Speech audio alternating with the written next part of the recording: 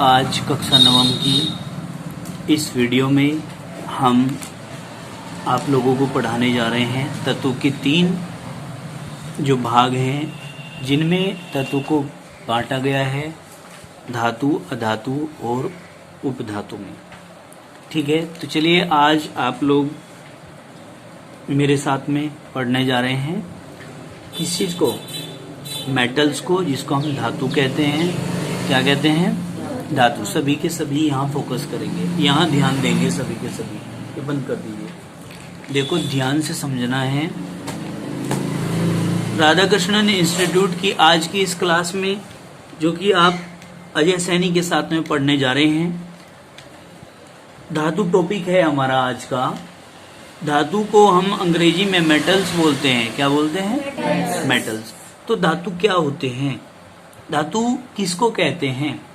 कोई भी तत्व इलेक्ट्रॉन को त्याग कर धनायन बनाता है। ठीक है जी, कोई भी तत्व इलेक्ट्रॉन को त्याग कर धनायन बनाता है, धातु कहलाता है। समझ गए? अब देखिए, में तत्व जो इलेक्ट्रॉन त्याग कर धनायन बनाने की प्रवृत्ति रखते हैं, धातु कहलाते हैं। क्या कहा हमने? में तत्व जो इलेक्ट्रॉन त्याग कर धनायन बनाने की प्रवृत्ति रखते हैं, धातु कहलाते हैं। क्लियर होगी बात? एग्जाम्पल समझाएंगे, कॉपी दीजिए। देखिए, इसमें आप कहते हैं किसको, समझो ध्यान से। ये है आपका सोडियम है। सोडियम का एग्जाम्पल के तौर पे आप पढ़ रहे हैं। इलेक्ट्रॉनिक विन्यास करते हैं तो 281 होता है। क्या होता है? 281। तो सोडियम क्या करता है, इस एक इलेक्ट्रॉन को त्याग देता है। एक इलेक्ट्रॉन इसने त्याग दिया, तो सोडियम ने एक इलेक्ट्रॉन त्यागा है, तो सोडियम के ऊपर प्लस का एक ही चार्ज आ जाएगा। जितने कोई तत्व इलेक्ट्रॉन त्यागता है, ठीक है जी, उसके ऊपर उतने ही प्लस के चार्ज आ जाते हैं। अब देखिए, प्रत्येक तत्व इलेक्ट्रॉन क्यों त्यागता है या क्यों ग्रहण करता है? क्योंकि प्रत्येक तत्व अपने बाह्यतम कोश में 8 इलेक्ट्रॉन पूरे करने का प्रयास करता है। वो चाहे ये इलेक्ट्रॉन त्याग कर 8 हो जाएं या फिर इलेक्ट्रॉन को ग्रहण करके 8 हो जाएं। तो यहाँ देखिए, इसने ये इलेक्ट्रॉन यदि त्याग कर दिया तो 2 और 8, इसके बाह्यतम कोश में अब कितने रह गए? 8। तो यहाँ इलेक्ट्रॉनिक विन्यास इसका यदि करते हैं तो 2 और 8 करते हैं। जब 8 हो गया तो मतलब अस्थाई हो गया। इलेक्ट्रॉन क्यों त्यागते हैं? अपने आप को अस्थाई करने के लिए, स्टेबिलिटी को प्राप्त करने के लिए, जिससे कि कुछ करना ना पड़े। समझिए, ऐसे आराम की जिंदगी हो जाए, कुछ ना करना पड़े। इलेक्ट्रॉन त्याग दिया, 8 इलेक्ट्रॉन बाह्यतम कोश में जब हो जाते हैं तो इनकी तत्वों की स्थिति ठीक वैसे हो जाती है जैसे राजा की होती है। राजा को कुछ करना थोड़ा ही पड़ता है, ऑर्डर चलता है। समझ में आई बात? कोई दिक्कत तो नहीं है। अब इसी प्रकार आप लोग यहाँ देख सकते हैं मैग्नीशियम का होता है 12, 2 इलेक्ट्रॉनिक विन्यास करेंगे, 2 8 2। तो इसके बाह्यतम कोश में कितने इलेक्ट्रॉन हैं? 2 इलेक्ट्रॉन हैं।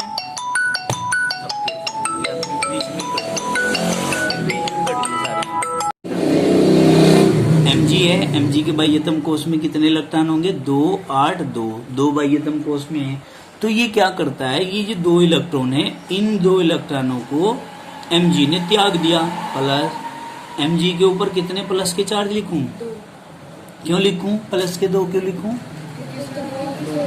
क्योंकि इसने 2 इलेक्ट्रॉनों का त्याग किया है। ठीक है, इसलिए जब 2 इसके चले गए तो यहाँ क्या हो गया? इलेक्ट्रॉनिक विन्यास 2 और 8। इसके बाह्यतम कोश में कितने इलेक्ट्रॉन हो गए? 8। 8 इलेक्ट्रॉन जब हो जाते हैं तो तत्व कैसा रूप ले लेता है? अस्थाई हो जाता है। इसको कुछ भी करने की जरूरत नहीं होती। ठीक है, अब इसी प्रकार से हम बात करते हैं एल्यूमिनियम की। किसकी? एल्युमिनियम नहीं, एल्यूमिनियम। एल्यूमिनियम, ठीक है। गांव की भाषा में एल्युमिनियम ना कहो, समझ गए? गांव में तो एल्युमिनियम कहते हैं, लेकिन एल्यूमिनियम बोलो आप लोग। अब देखिए, इसका नंबर होता है 3, तो 2 8 और 3। इसके बाह्यतम कोश में कितने इलेक्ट्रॉन है? 3। तो क्या करेगा वंश भैया जी? इन 3 इलेक्ट्रॉनों का त्याग कर देगा। त्याग दिए प्लस, तो जब इसने 3 इलेक्ट्रॉन त्यागे हैं तो एल्यूमिनियम के ऊपर कितने चार्ज? प्लस के 3। इलेक्ट्रॉनिक विन्यास क्या हो गए? 3 तो खत्म हो गए, चले गए 2 और 8। 8 जब दे दिए तो क्या हो गया, 2 8 मतलब अस्थायित्व प्राप्त कर लिया, इसके बाह्यतम कोश में 8 इलेक्ट्रॉन हो गए। अब देखिए ये तीनों के तीनों तत्व आपको यहाँ जो दिखाई दे रहे हैं, इन तीनों तत्वों में क्या स्थिति नजर आ रही है आपको, इन तीनों तत्वों में स्थिति नजर आ रही है कि इसने 1 इलेक्ट्रॉन त्यागा प्लस चार्ज आ गया, 2 इलेक्ट्रॉन त्यागे प्लस चार्ज आ गया, 3 इलेक्ट्रॉन त्यागे प्लस चार्ज आ गया। मतलब तीनों के अंदर, इन तीनों के अंदर क्या स्थिति नजर आ रही है कि ये इलेक्ट्रॉन त्याग कर धनायन बना रहे हैं। क्या, इलेक्ट्रॉन त्याग कर धनायन बना रहे हैं, इसीलिए ये धातु कहलाते हैं। क्या कहलाते हैं, धातु कहलाते हैं। समझ में आएगी बात, आई नहीं समझ में, क्लियर हो गया, आई नहीं क्या समझ में बात। अब आगे बढ़ते हैं हम लोग, क्या कहते हैं बात को समझना। देखिए हम कहते हैं कि मरकरी को छोड़कर शेष सभी तत्व, क्या, ध्यान से देखेंगे, मरकरी को छोड़कर शेष सभी तत्व धातुएं मानक ताप 25 डिग्री सेंटीग्रेड पर, किस पर, 25 डिग्री सेंटीग्रेड पर। 25 डिग्री सेंटीग्रेड क्या होता है, मानक ताप होता है। क्या होता है, मानक ताप होता है, इस पर ठोस होती है। समझ में आई बात। मतलब मरकरी को छोड़ दीजिए, बाकी जितनी भी धातुएं हैं वे सारी की सारी ठोस होती हैं 25 डिग्री सेंटीग्रेड पर, ठीक है ना। लेकिन मरकरी ठोस नहीं होती। मरकरी का मतलब होता है पारा। क्या, पारा। हिंदी में क्या कहते हैं इसको, पारा। और इसका प्रतीक क्या है, Hg। Hg है इसका प्रतीक। समझ में आई बात। पारा मतलब Hg मतलब मरकरी, इसको छोड़ दीजिए, बाकी जितनी भी धातुएं हमारे पास हैं वो सारी की सारी 25 डिग्री सेंटीग्रेड पर ठोस होती हैं। Sodium, potassium, copper, silver, iron, aluminium, gold, silver आदि, ठीक है ना। देखिए सिल्वर 2 बार आ गया था। Sodium, potassium, copper, silver, iron, aluminium, gold आदि सभी क्या हैं, धातुएं। क्यों हैं धातुएं, क्यों हैं धातुएं,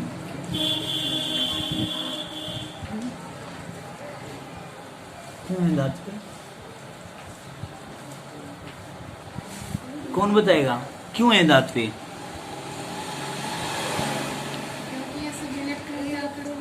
क्योंकि ये सभी के सभी इलेक्ट्रॉन को त्याग कर धनायन बनाती हैं।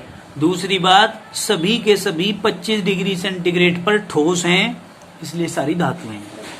समझ में आई बात। अब धातुओं के गुण पढ़ते हैं। धातुओं के गुण क्या हैं, सबसे पहले धातुएं चमकदार होती हैं, शाइनी होती हैं, चमक मारती हैं इनको, ठीक है ना।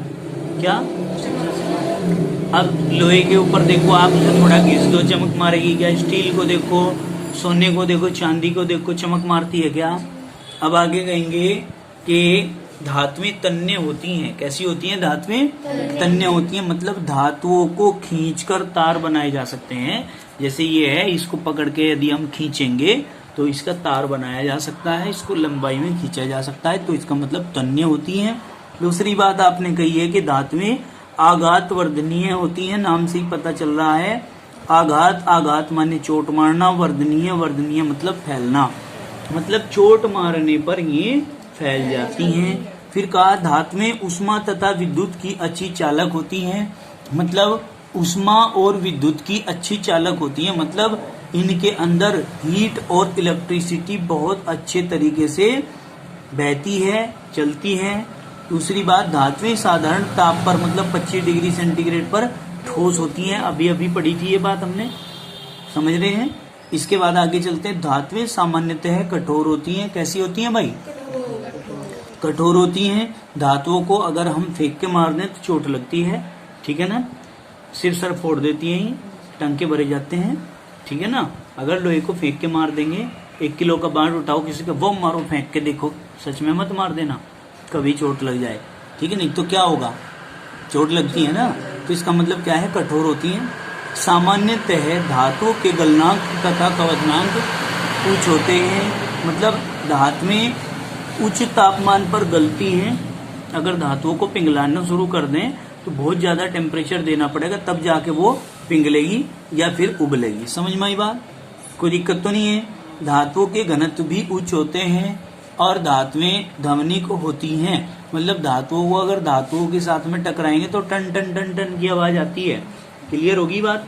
समझ में नहीं आई कुछ भी बात? आई तो नहीं समझ में? आई है सारी बातें? टन टन टन टन घंटी मारते हैं स्कूल में, तो धातु से धातु टकराते हैं तभी तो टन टन की आवाज आती है। लोहे के लोहे मारेंगे, फावले को फावले में टकराओ, टन टन की आवाज आएगी। ध्वनिक होती है, आवाज निकलती है धातुओं को धातुओं से टकराने पर। क्लियर हो गई बात? अब इसके बाद हम पढ़ते हैं अपना नया टॉपिक। इस धातुओं के बाद जो आता है वो है अधातु। क्या जी? अधातु। अधातु क्या होती हैं? देखो ये जस्ट धातु की उल्टी कर लीजिए आप लोग। धातु के उल्टा बात को समझिए। मतलब वहां पर क्या था? वहां पर इलेक्ट्रॉन को त्यागा जा रहा था और धनायन बनाया जा रहा था। यहाँ पर इलेक्ट्रॉन को ग्रहण किया जाएगा और ऋणायन बनाया जाएगा। वहां प्लस चार्ज आ रहा था, यहाँ पर माइनस चार्ज आ रहा था। देखिए कैसे। में तत्व जो इलेक्ट्रॉन ग्रहण करने की प्रवृत्ति रखते हैं। क्या कहा? में तत्व जो इलेक्ट्रॉन को ग्रहण करने की प्रवृत्ति रखते हैं। ठीक है जी, अधातु कहलाते हैं। क्या कहलाते हैं? अधातु कहलाते हैं। फॉर एग्जाम्पल लेट, देखिए क्या कहेंगे। आपने कहना है फ्लोरीन। फ्लोरीन के नंबर होते हैं 9। इलेक्ट्रॉनिक विन्यास करेंगे 2 और 7 है ना। कितना होना चाहिए भाई एटम कोष में? 8 इलेक्ट्रॉन करने के लिए हमें क्या करना होगा? 1 इलेक्ट्रॉन देना होगा इसको। तो क्या करते हैं? प्लस 1 इलेक्ट्रॉन पूंछ की तरफ जोड़ देंगे is equal to F negative. Electronic विन्यास क्या हो गया? 2 और 8। तो यानी कि इस फ्लोरीन ने 1 इलेक्ट्रॉन ग्रहण किया है तो यहाँ 8 हो गए, और जब ग्रहण कर लिया तो माइनस का चार्ज आ गया और यहाँ 8 हो गए। तो क्या बन गया? ऋणायन। क्या बन गया? ऋणायन। और ये क्या हो गया? अस्थाई। क्लियर होगी बात? आई समझ में बात? आई नहीं क्या समझ में? भाई फ्लोरीन था, फ्लोरीन का नंबर होता है 9, परमाणु क्रमांक होता है 9।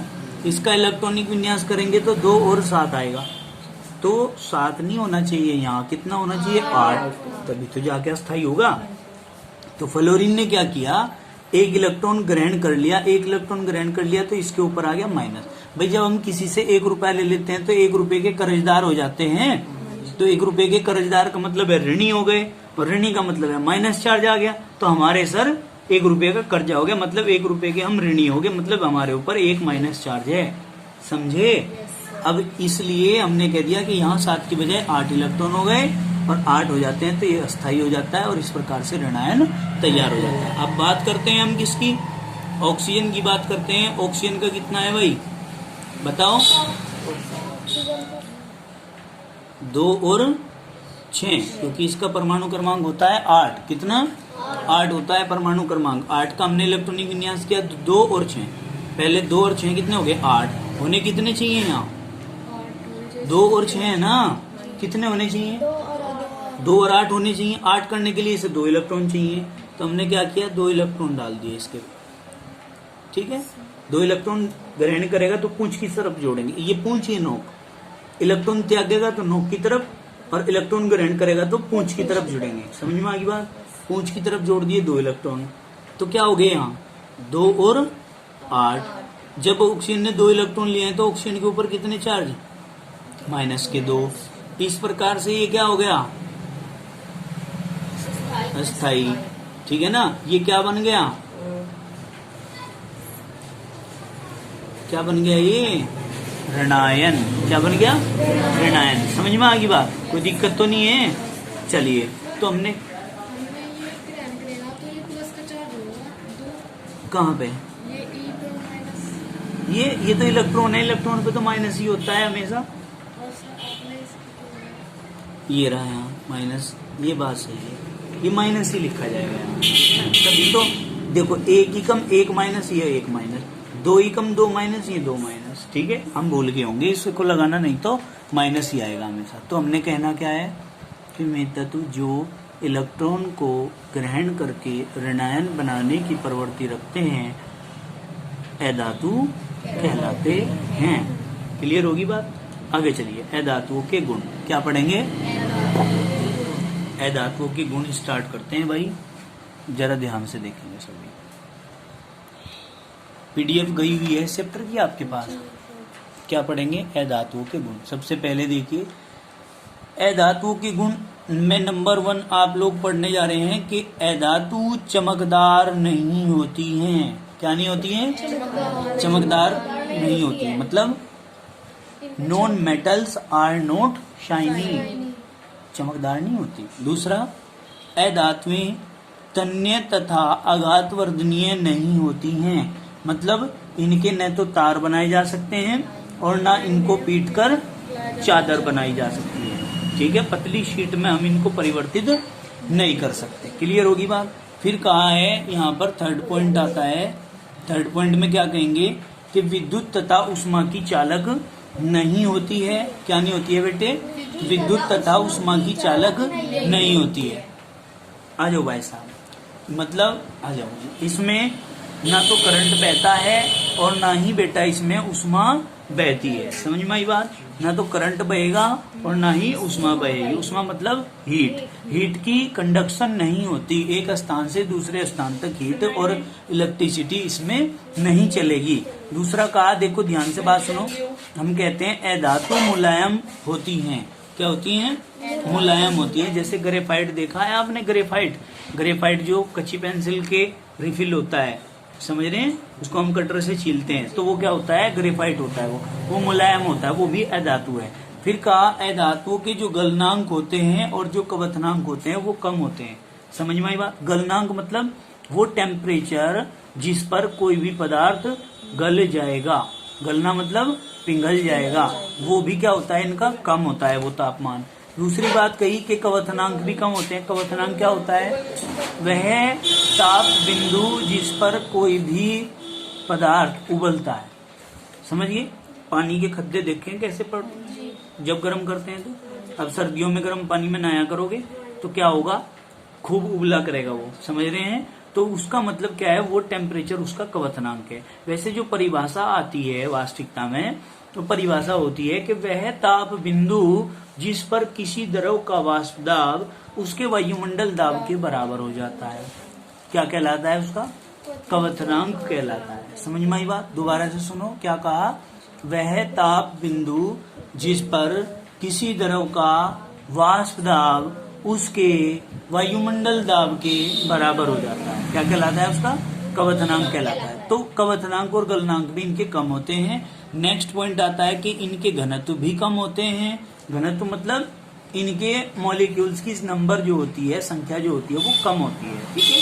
फिर कहा 7वां पॉइंट आता है आपका कि अधातुएं जो होती हैं वो ध्वनिक नहीं होती। मतलब इनमें टन टन की आवाज नहीं आती है। समझ में आई बात? ये देखिए, ध्वनिक नहीं होती हैं। और 2 मिनट का समय मैं आपका और लूंगा, बस इससे ज्यादा नहीं लूंगा। देखिए जरा ध्यान से, आपने कहा है उपधातुएं। धातु पढ़ ली, अधातु पढ़ ली। अब क्या पढ़ रहे हो? उपधातुएं। उपधातु क्या होती हैं? ध्यान से समझना भाई, जिनमें धातु के और अधातु के दोनों के गुण विद्यमान होते हैं। समझ गए? दोनों के गुण विद्यमान होते हैं, थोड़ी थोड़ी संख्या में उपधातु कहलाते हैं। परिभाषा कैसे दोगे? कुछ तत्वों में कुछ गुण धातुओं के तथा कुछ गुण अधातुओं के होते हैं, अर्थात इनमें धातु तथा अधातु दोनों के गुण विद्यमान पाए जाते हैं। अर्थात मतलब कहने का ये है कि ये धातु की भांति भी व्यवहार करते हैं और अधातु की भांति भी व्यवहार करते हैं। इनके गुणों में धातुओं से भी समानता मिलती है और अधातुओं से भी समानता मिलती है। तो बेटे ये क्या कहलाते हैं? ये उपधातु कहलाते हैं। इनको अंग्रेजी में आप सेमी मेटल्स बोलते हो। क्या बोलते हो? Semi metals. अब देखो, फॉर एग्जाम्पल में बोरोन भी ऐसा ही है, सिलिकॉन भी ऐसा ही है, जर्मेनियम, आर्सेनिक और एंटीमनी, ठीक है। और अगर आप इनको उपधातुओं को पीरियोडिक टेबल के अंदर देखेंगे तो पीरियोडिक टेबल के अंदर यानी कि आवर्त सारणी के अंदर आपको एक इस प्रकार की तिरछी लाइन दिखाई देगी। ठीक है, इस लाइन पर जितने भी तत्व आ रहे हैं यहां से यहां तक में सारे के सारे क्या हैं? उपधातु हैं।